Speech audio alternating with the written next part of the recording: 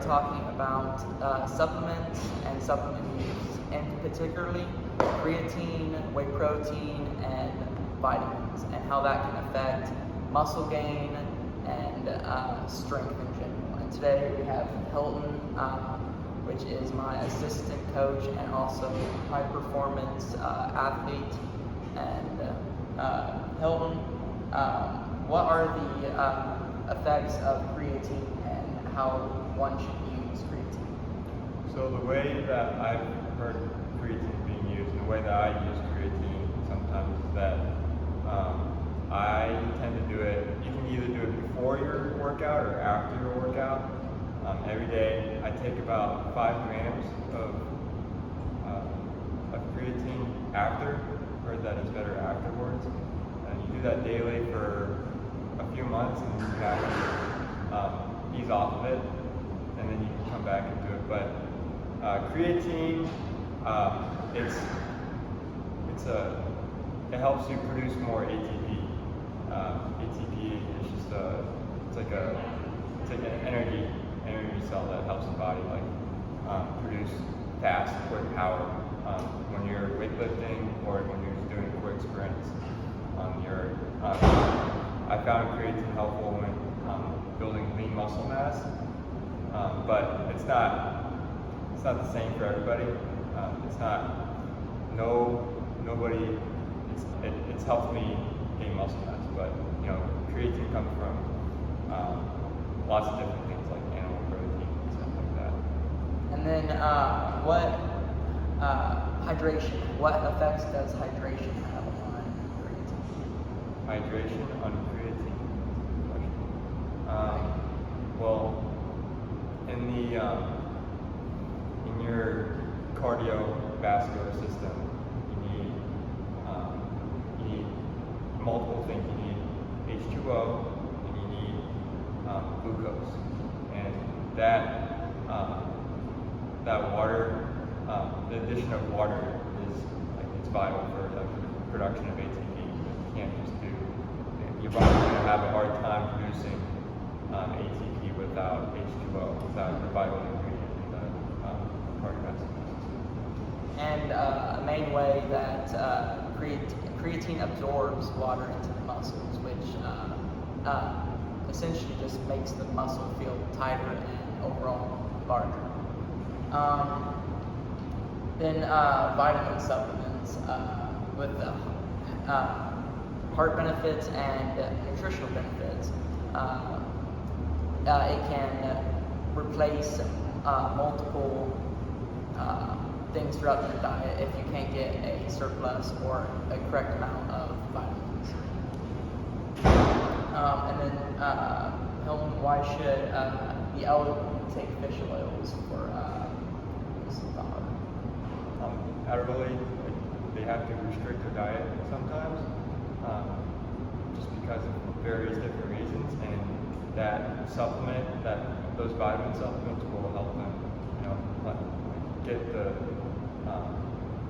get what they need, what they're missing in their regular diet.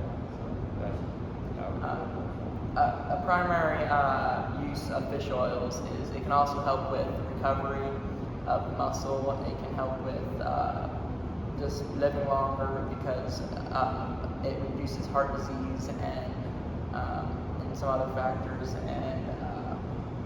And then what does a balanced diet and protein, like whey protein, what does that? How does a balanced diet affect your gains? Gains. So when you're working out, you're tearing down muscles, and so to replenish that, you need protein or any kind of protein. I usually use whey protein because it's most easily available in powder, and usually I would want to try to get 20 grams of protein after each session, 20 to 25. And then usually you want to, for me, a balanced diet is not just, coming home, eating a huge breakfast, and then waiting until 2 p.m. to eat your lunch, and and then going to dinner. It's a small breakfast before practice. It's like 20 grams there, 20 grams here, 20 grams at like 11, 20 grams at 12, 20 grams at 4, and 20 like another like 30 grams maybe at dinner. Just way like you're spacing it out, and like your body's nice and full all the time, and really that's an optimal amount, optimum way to get your protein and build your muscle when you're training. Yeah. A major emphasis that Coleman made in the article "Dangers of Protein for Teenagers" is that many teenagers decide to replace their meals with protein shakes and don't have a balanced diet, therefore they can't, or it's hurting this recovery, hurting their liver, and they don't get the correct amount of carbs in for the workout. And then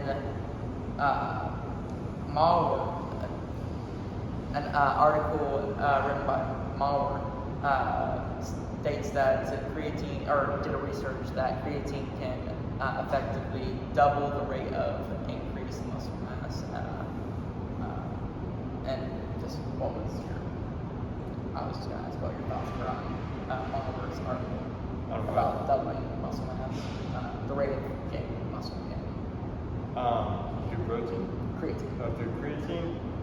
Like I said, I think it's different for everybody. I mean, you can get, you don't have to take a creatine supplement, but to get your creatine, you get your creatine through a regular balanced diet.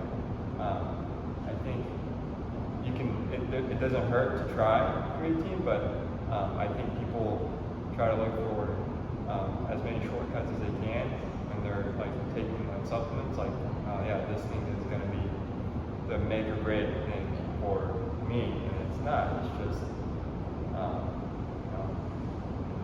main thing is just like hard work, and creatine can help you or it cannot. Like it's just a way of, it's just like on you. You decide. You make that smart decision whether it's going to help you or not. But yeah, like you said, the best thing to do is eat a very balanced diet, eat your meals. All right, thank you, Hilton. And that was all for creatine and supplements in general.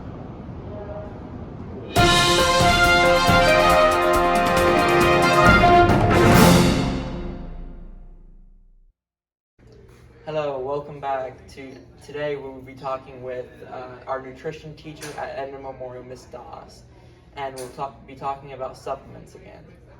Okay, hello, Miss Doss. Hello. How important is supplements? How important is staying informed about supplements and how it helps and affects your body?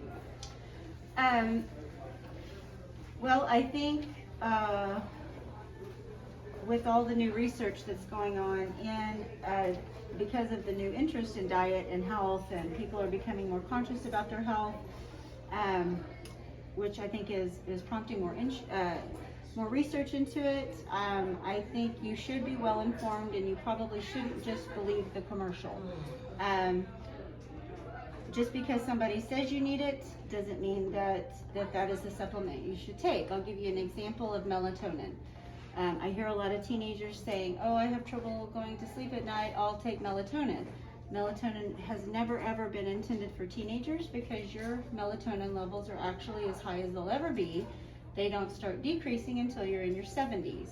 So elderly people need to possibly take melatonin. So that's just an example. Another good example would be because of your generation of, not necessarily you, Carson, but teenagers do not play outside like they used to. So you probably are not as exposed to vitamin D as much as you should be. So possibly if you're a couch potato and a gamer and you play during the day instead of playing outside, you might need a vitamin D supplement. So instead of it just being a broad spectrum, oh hey, take this because the commercial says it'll help you. I would do a little bit of research and just not always believe the marketing. Yes. And then a study done over liver damage and dietary supplements connects how liver damage can be affected by supplement use, and overall, should teenagers use certain newer supplements because of the limited research, or should they stay away from When you say newer, I mean, understand there's only less research supplements. Okay, so when you say supplements, I tend to think vitamins and minerals. Now, they really haven't discovered any new vitamins and minerals. You know what I mean? Yeah. So a supplement can be like, take this and it'll make you like the Hulk. It'll make you strong. You know what I mean? Or something. Or a girl could see a supplement. Oh, this will make your hair grow 5 inches a day. I mean, those are scams. Anything that promises you great results with very little effort, I would always be skeptical over. So again, do your research, and as far as how that affects the body, I mean, there's other factors that go into that. Your generation is drinking more coffee at an earlier age than any generation. You drink more sodas.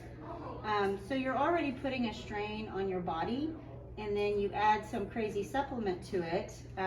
Let's say a girl wants to lose 10 pounds to go to the prom. She goes and buys a supplement that says it. A guy thinks he can take a pill and be a bodybuilder, you know. So those kinds of supplements are a little bit sketchy and can really hurt the liver. And they come and go all the time. They promise, anything that promises you something with very little effort, I would always steer away from it. Absolutely. Okay, and then another question is, how does staying hydrated and a well-balanced diet affect your muscle growth or gains? And then on top of that, creatine. How does hydration help or affect with creatine? Well, creatine increases, I think it's the phosphocreatine in your body that helps with ATP. Yes. I believe that's what it is. Yes. So if you have high endurance exercise, again, take that with a grain of salt, because I see kids all the time drinking Gatorade, and I'm like, why are you drinking Gatorade? You're not sweating, you know what I mean? Yeah, especially when they don't use that. Right. I mean, Gatorade was invented for people that leave puddles of sweat. You need to rehydrate. So creatine's the same way. Creatine is for very high intensity athletes.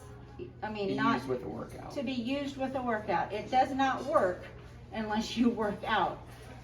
So hydration always goes hand in hand with working out. It keeps your muscles, your joints, your tissues lubricated. And that would be true with or without a workout. So if you are taking creatine, and again, anything that you supplement your body with, I mean, any liquid other than water is always going to take a strain on your liver, because your liver is your filtration system. So I'm suffocating in this. Sorry, talking too much. So you need to hydrate regardless. If you add creatine, you're hopefully doing extra workout. You need to hydrate. Hydrate helps with muscle recovery. So those kind of all go hand in hand. If you take one away, then meaning if you are taking too much of something and not working out and using it, if you're not hydrating while you're doing it, then it can also put a strain on your liver. Absolutely. And as far as, what was the other question? I'm sorry, like eating a balanced diet? Yes. I mean, I'm a proponent of try to eat as many of your vitamins and minerals as you can. There's always going to be those situations, and I think when you were in my class we talked about it. If you track your nutrients, and there's tons of apps that you can track your nutrients, if you're just curious as to how close am I to even getting what I'm supposed to be getting. I track my nutrients, and no matter how hard I try, I cannot get enough potassium. I mean, it's almost impossible, and bananas, believe it or not, are 60th on the list. So if somebody says go eat a banana, that's not going to help you if you're lacking in potassium. And again, the more you work out, the more you sweat. If you're more of an endurance athlete, you're expelling potassium already anyway. So I have to take a potassium supplement. Again, if you don't go outside, you need vitamin D. If you feel like you have a weak immune system, take vitamin A. But always try to eat it first. But then don't play that guessing game. I mean, did you get enough vitamin C today? Probably. I don't know, right? You're like, I don't know. I mean, obviously, if you drank a glass of orange juice, you basically did. That was an easy one. But you see what I'm saying? We go around with this guessing game all the time. But with all of our smartphones, and we have free apps, MyFitnessPal, I can't remember the other ones right now. Track your meals for a week.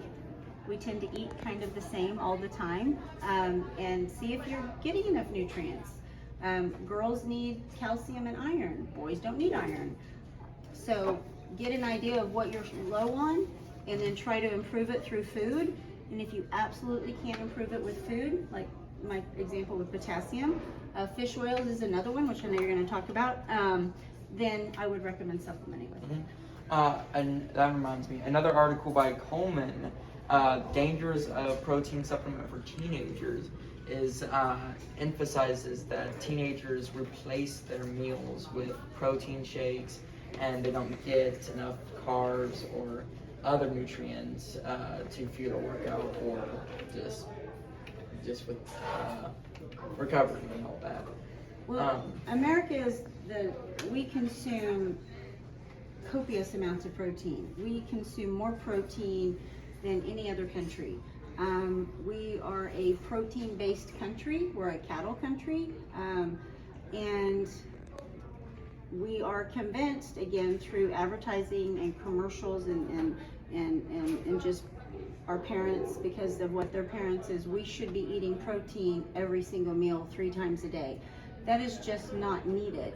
On the flip side, you know, there's the low carb, the keto diets, which are proponents of protein, but understand that there are vegetable sources of protein. So I'm not saying give up all protein and eat all carbohydrates, because that's not good either, because carbohydrates, people tend to stick to breads and pastas and flours, and those aren't necessarily good for you either. But